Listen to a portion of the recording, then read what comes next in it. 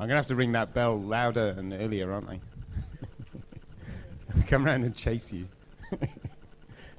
Okay, so hopefully you're enjoying the conference so far. On to our next speaker. So our next speaker is going to talk a bit about immutable code analysis using Tools Analyzer. So I'll hand over to Nicola. I just want to mention that Nicola's actually a Clojure contributor as well, so it's great to have him here to talk about this. I'm going to thank him. Thank you. Thank you. And thank you, Robert, for reminding me. So over to Nicola. All right. So those are my contacts, if you want to contact me.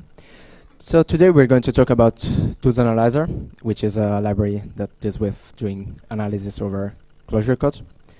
But before diving into that, I want to guide you into the Clojure compilation pipeline using CNC. CNC is an umbrella term that I use to describe the set of contrib libraries that I wrote, of which Tools Analyzer is part of, that together play to make a Clojure compiler. So the life of a Clojure expression starts with the reading phase. And reading is handled by tools.reader in the CNC architecture. What reading does is it gets a string of characters representing the program that we're going to use, and it transforms into a data structure. The tools.reader library is composed of 3 different modules. One is the Clojure reader, one is the hidden-only reader, and then we have a bunch of text readers that are similar in the functionality that they provide to the Java I/O readers. So we have, for example, the string reader, the indexing reader, which just annotates whatever it's returning with line and column and file name information. And then we have the source logging reader, which is the most recent addition, and it's probably the most interesting reader of them all. And it serves to return to the Clojure reader the context information of the token that is currently reading. So this is used, for example, by Clojure to provide accurate source mappings that are white space and comment aware. And this is how you get your nice stack traces in Clojure and all that code. So once tools.reader has read the code, all it does is take this data structure representing the code and pass it into the next actor in the pipeline, which is the analyzer. The analyzer is, in this case, Tools Analyzer, or more specifically, Tools Analyzer JVM. And I'm going to explain later what's the difference between those 2 libraries. So what the analyzer does is takes this form from the reader. It does some steps over it. So the first thing that it does is it macro expands the whole form until all that's left is just primitive operators. So something like numbers, strings, or symbols. And function call or special form invocations. So either a function call or an invocation to something like do or let star or other special forms. After it does that, it also takes care of inlining all the functions that Clojure Core provides an inline implementation for. So stuff like inc is inlined to the actual Java static method. After it's done that, it parses all this expanded code into an AST. And once it has this AST that is just going to be Clojure maps, it does some additional analysis over it, and it passes it to the emitter. The emitter is the last actor in this pipeline, and it takes the AST from the analyzer. It can optionally transform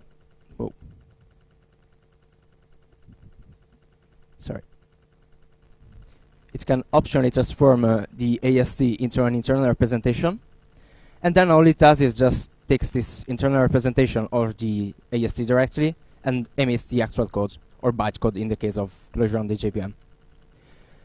Finally, it can even load the code in memory. That's what, for example, eval does, while compile just sidestep this last operation and just emits the bytecode. Just a moment for this phase in the actual emitter for tools analyzer. So what tools emitter does is, I think, quite interesting, because it takes this whole codes data to the next level by representing not only classes and methods, but also the actual bytecode as a data structure. So what this enables us is to use the same functions that we're used to manipulating data to manipulate the actual bytecode. So what I'm planning on doing in the future is to use something like core logic or core match to pattern match over the bytecode that's going to be emitted and figure out what kind of people optimization we can apply to it. All right, with this architectural overview in mind, we can finally look at what Tools Analyzer does and how you can use it. So when I first started developing Tools Analyzer, I had three big goals in mind. I wanted it to be Dialect agnostic, and by that I mean that I wanted the same libraries to work on both Clojure and ClojureScript. I wanted it to be platform agnostic as well. So I wanted code that was written for Clojure on the JVM and code that was written for Clojure on the CLR, for example, to be analyzed by the same analyzer. And to do that, I wanted, obviously, to have the AST common between all those different combination of platforms and dialects. I also wanted the analyzer to be data-oriented. And this is something that I decided I wanted after seeing the ClojureScript analyzer and how it deals with ASTs as data. And I don't think I have to mention why data is good for us, because we are Clojure developer and we know why it's important. Finally, and probably the biggest goal that I had in mind, is I wanted the analyzer and the compiler to be multipass and really multipass. I didn't want it to be just one or two passes over the AST like the original compiler is. So why is that? Because I intended the analyzer to be used not only for back in the compiler implementation, but I wanted it to be useful for tools authors and for whatever reason you could want to want analysis over some Clojure code. So having it multipass would enable us to selectively choose which passes to apply to an AST and to selectively disable a bunch of passes that we don't need to. Moreover, I wanted users to be able to come ask me, for example, how is this pass implemented in Tools Analyzer? And I didn't want to have to do what I have to do on the Clojure compiler and to say, okay, so this is the block of code that deals with local squaring, and here after another 300 lines of code mixed in between the logic that does line numbering and all that kind of stuff is another bit of logic that does that. What the heavily multipass design allow me to do is to give them, okay, this is the file that just does this and nothing else. And all the logic that deals with whatever you're asking me is here. So let's see how Tools Analyzer actually overcome those original goals. The first thing that I did was to split the libraries into multiple libraries. So we have Tools Analyzer, which is a general library that does only the analysis that's common between all the Clojure dialects. Then we have a bunch of Tools Analyzer .something libraries. So currently the only implementation are Tools Analyzer.jvm and Tools Analyzer.js that deal with Clojure on the JVM and ClojureScript respectively. What is in Tools Analyzer is a bunch of analysis that returns generic AST nodes. So, for example, if you think about the dot form for interop, it's something that's common for both Clojure and ClojureScript, but in the different dialects, it means different things. In Clojure, it might mean static method invocation or instance method invocation, while in Clojure script, it just means get a property from this JS object.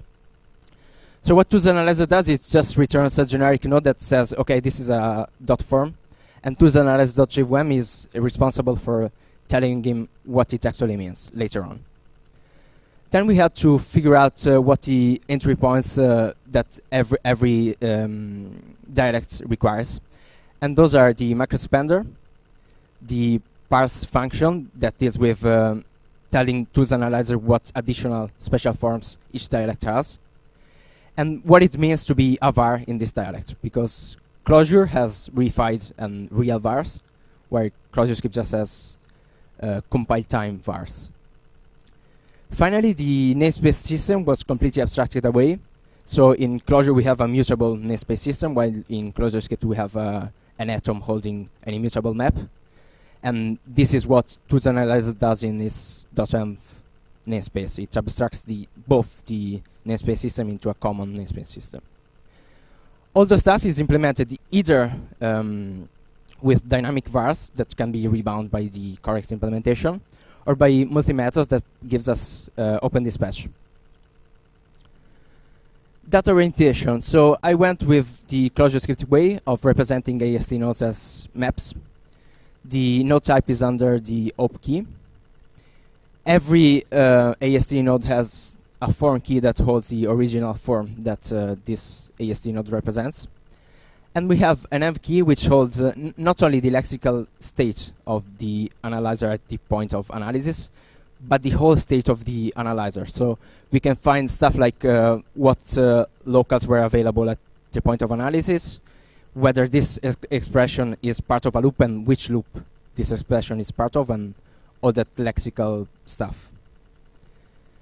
All right, but we know that data is cool and we want to represent our stuff as data, but it's also important that we are choosing the right representation of our data so that it can allow us to do whatever we want with it.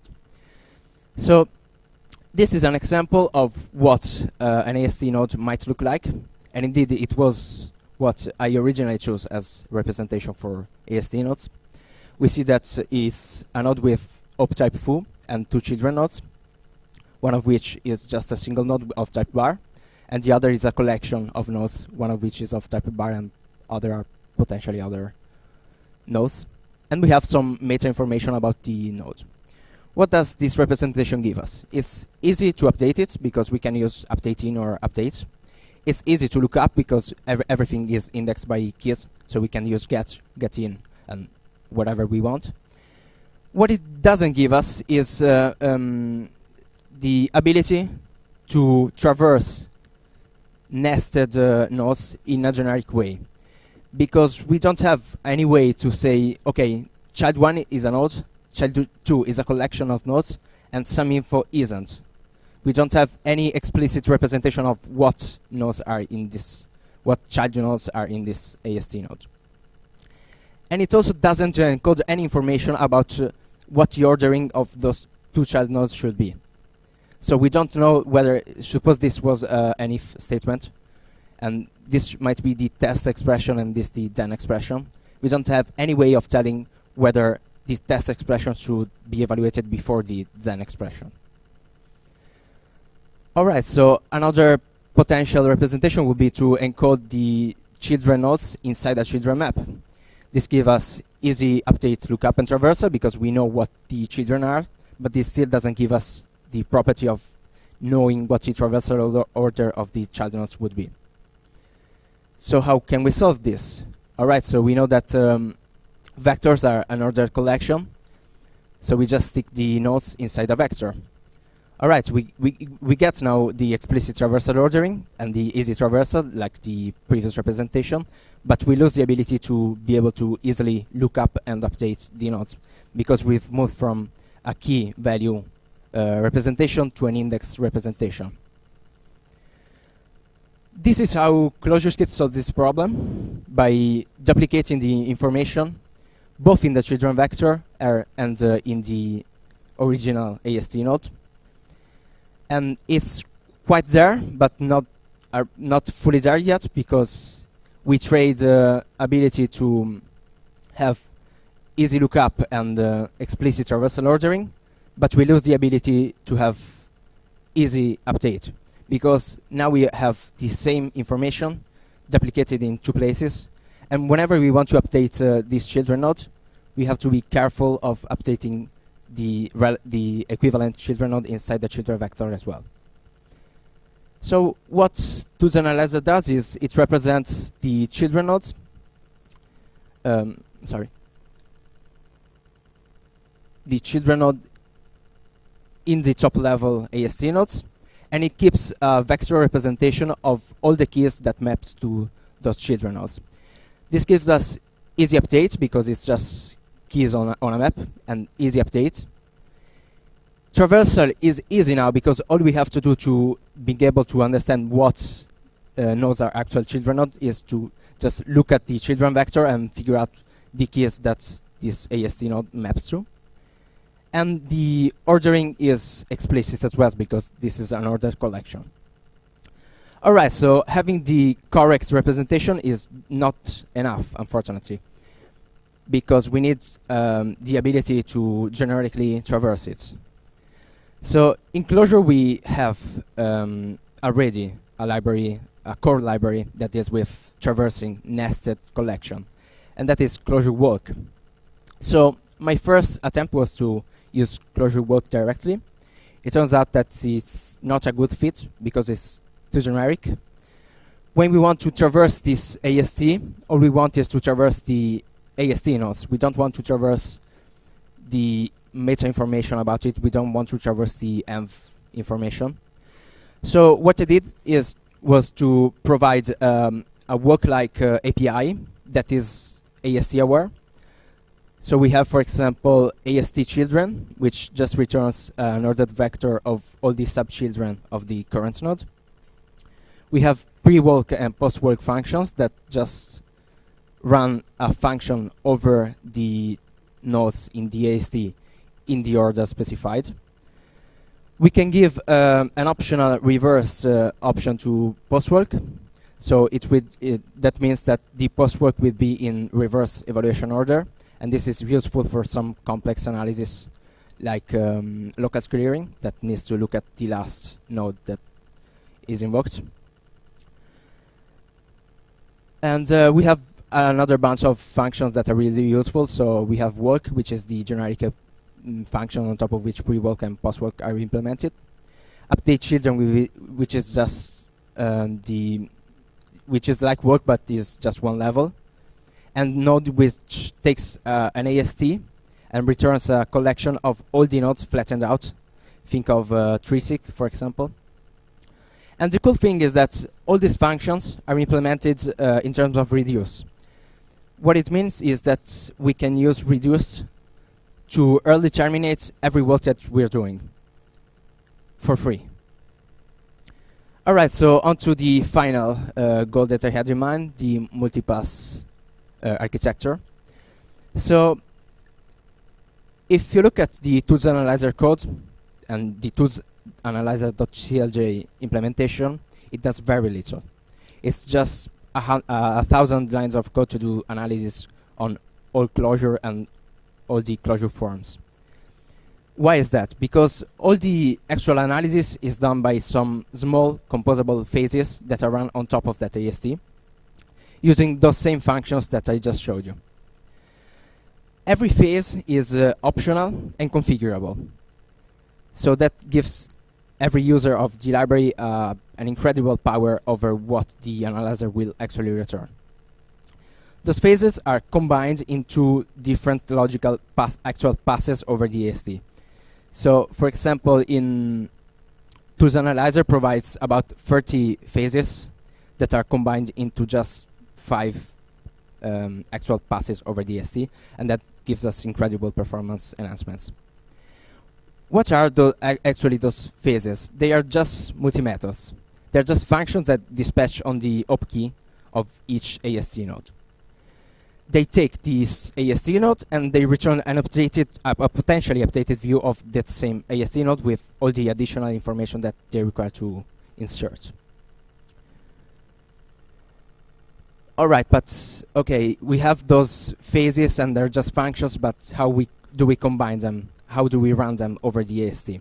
So in the initial, for the initial 1.5 year, I had to manually combine them using cons and using comp and ordering them manually, so that if a phase required some information that was installed into the AST by some previous phase, they would be in the right order. That turned out to be a really expensive operation for me, and it turned out to be really error-prone, because every time I need to change something in some phase, suddenly everything stopped working. So what I did was to write a scheduler. So all the phases that are provided by Tools Analyzer now declare what the walk order that they require is, what their dependencies are, and what are the phases that they affect. The scheduler just deals with resolving transitive dependencies of those phases and combining them in the optimal order. All right, so that's it for the overview of how the architecture works. How do we actually use it? So the public API of toolsanalyzer.jvm provides 4 basic functions. We have 2 functions that will be analyzing an actual Clojure for. And a common mistake that people do when trying out Tools Analyzer is that they use analyze. You should never use analyze until you really know what you're doing, unless you really know what you're doing. Why is that? Because the evaluation model of Clojure requires every form to be evaluated before the next form is evaluated. If we don't do that, macro expansion will probably break in some cases. It might work, but only if you're lucky. So if you're looking for analyzing a program form by form, use analyze plus eval. Otherwise, we provide an analyze/ns function that just takes a namespace name and returns a vector of all the ASTs corresponding to the top-level forms of that namespace. Finally, toolsanalyzer.jvm provides a macrospend all implementation, which is similar to the one that Clojure work provides, but is lexical environment aware. So if a local shadows a macro, we know that, while Clojure work doesn't. And then we have a bunch of vars that just deal with providing same default for all the phases and all the passes provided by default. Here is a link for the reference to all the node types that toolsanalyzer.jvm returns. All right, but let's see how it's actually used in the real world. So CoreRacing uses toolsanalyzer.jvm as its analysis engine, on top of which the Go macro is used. CoreType uses toolsanalyzer.jvm as well to build the AST on top of which the actual type inference work is done. Eastwood, the popular linter that I hope all of you use, if not you should, uses Tools Analyzer for some of its most complex linters, where just looking at the Clojure form is not enough. And finally, CLJ Refactor, the tooling that we heard yesterday talking about, uses Tools Analyzer for some of the refactoring tools that would be impossible without an actual AST. And finally, something that's not many are aware of. Tools Analyzer provides an Datalog aware transformation for Tools Analyzer ASTs. So you can query every Tools Analyzer AST with Datomic's Datalog or Datascript's Datalog, and it just works.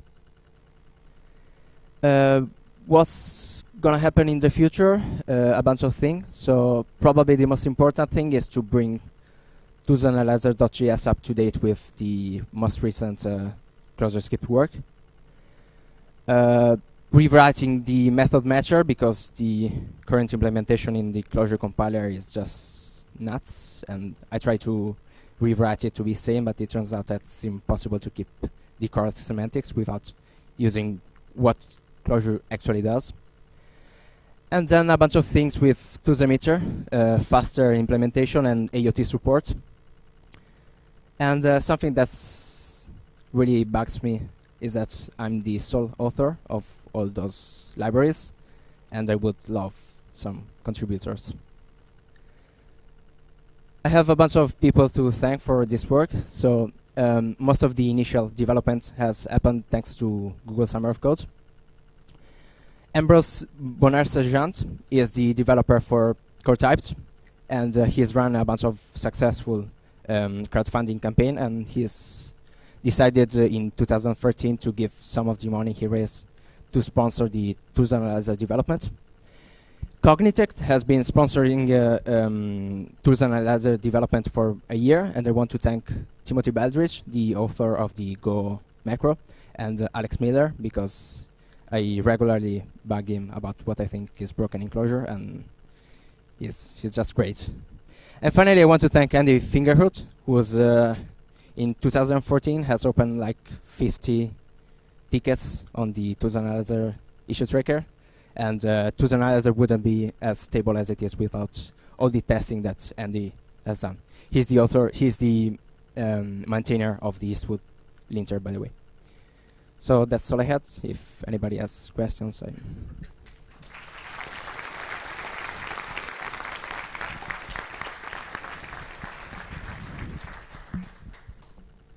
Hi. I was wondering to use it for source code tools, how does it deal with incomplete or invalid source code, and also whether it retains white space and comments? So Tools Analyzer is designed to work with correctly formed Clojure forms.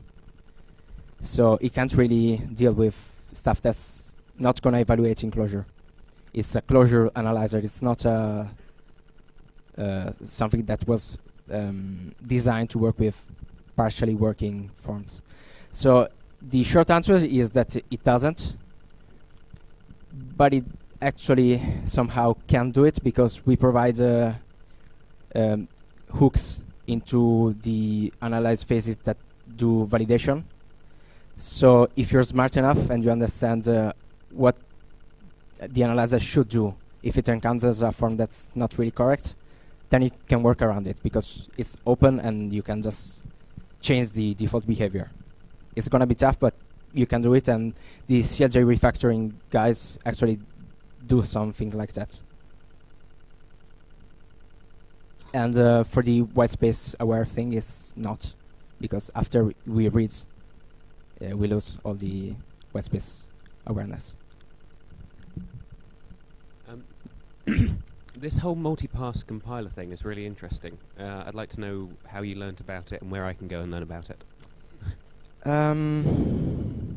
So there was an interesting paper there was actually a talk about it during Clojure Conch 2013, I think, and it was called I